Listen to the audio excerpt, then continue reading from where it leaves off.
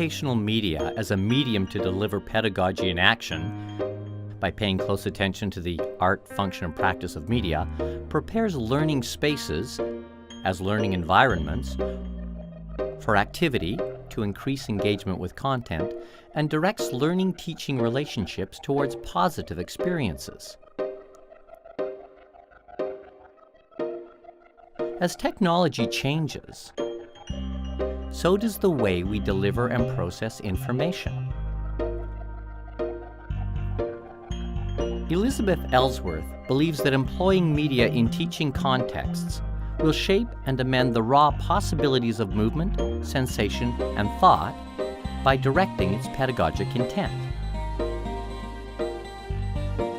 An ecosystem perspective would similarly ask that we identify the impact an element has on other system elements like structure and content. Also, because we are working within a much more complex educational ecosystem, would the impact be different in spaces that are not brick and mortar, but virtual? Today's educational landscape can feel a bit like a complicated web, as access to information becomes more fluid and mobile. For learners and faculty, the experience can be both liberating and challenging.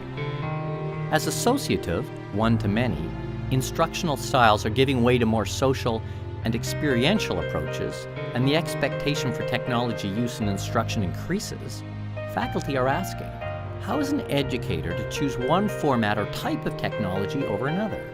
How are educators going to keep up? What makes a video better than a chalkboard? Why use a digital whiteboard rather than an overhead? However, this series takes a closer look at media in educational contexts, so it encourages a different set of questions.